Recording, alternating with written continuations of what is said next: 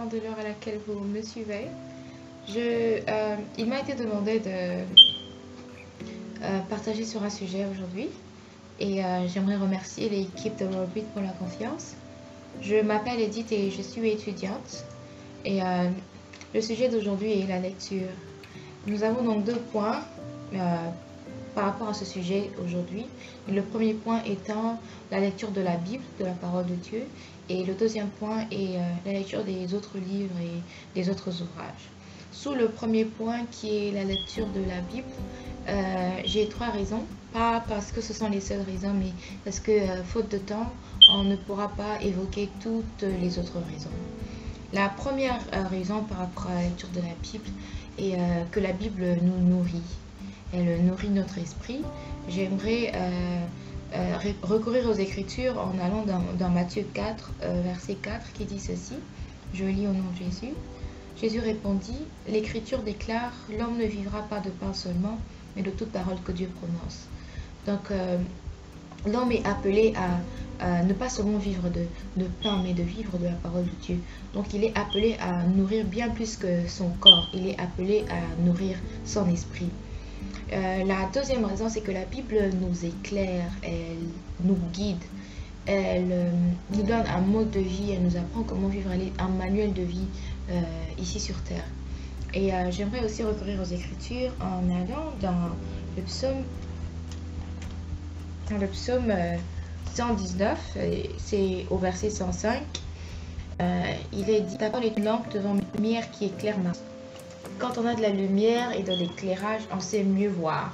On sait mieux voir où on est, on sait aussi mieux voir où on va. Et donc, la parole de Dieu va nous guider et va nous apprendre comment vivre. Le troisième point, ou la troisième raison ce soir par rapport à la lecture de la Bible, c'est que elle nous donne de l'espoir pour quand ça ne va pas aujourd'hui, de l'espoir pour le moment. On sait au moins que demain sera meilleur, si demain il y a bien sûr.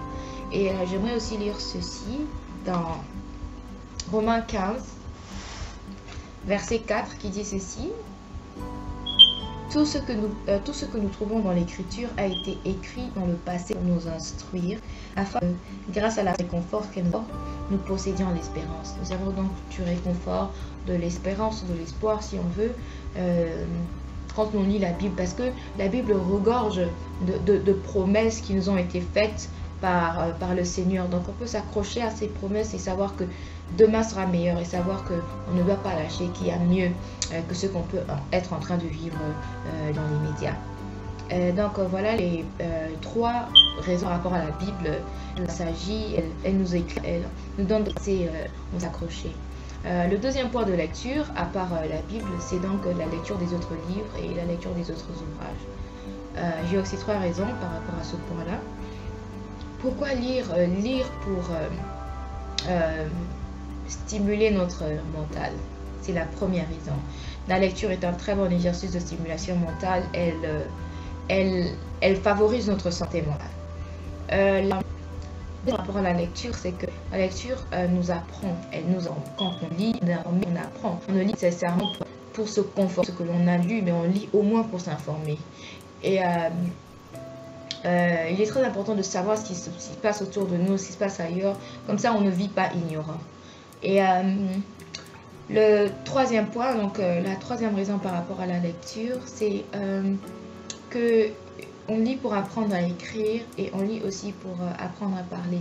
L'expression écrite et l'expression orale sont des atouts très importants, surtout pour ceux qui ont le désir de poursuivre une carrière professionnelle enrichissante.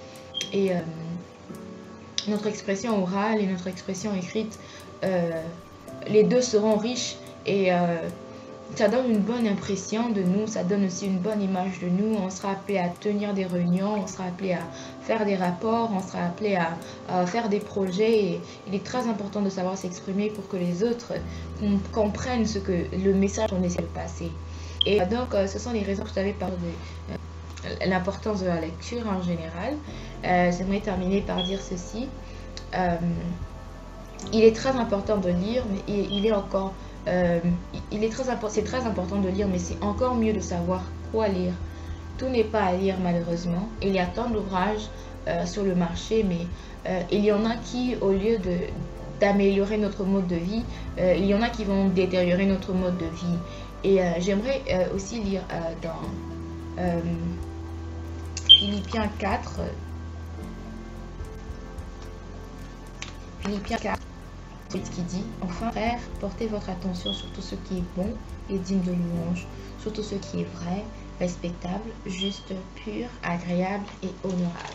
Ce qui est vrai, ce qui est pur, ce qui est honorable, ce qui est agréable. On se demande à quoi, vrai rapport à quoi? Par rapport à ce que l'on a lu dans la parole de Dieu, qui était notre premier point. Si on a appris, la parole de Dieu, c'est ça, c'est la vérité. Quand on a appris la vérité, on sait directement distinguer la vérité du mensonge. Et donc, quand on va tomber sur ces ouvrages qui sont faux, quand on va tomber sur ces ouvrages qui ne remplissent pas ces critères, on va directement les mettre à côté. Donc, on saura comment trier. Et ce passage, ce dernier passage est vraiment un guide pour les ouvrages qu'on va choisir de lire. Et on est appelé à vraiment faire attention par rapport à ça. Et donc voilà, j'espère vraiment que ce passage a été édifiant. J'aimerais nous encourager tous, vous autant que moi, à apprendre à beaucoup lire et à prendre plaisir à lire. Et vraiment que vous avez été fiers et que Dieu vous bénisse abondamment. Merci infiniment d'avoir suivi et bonne soirée ou bonne journée. Tout dépend de l'heure à laquelle vous me suivez. Merci. Bye bye.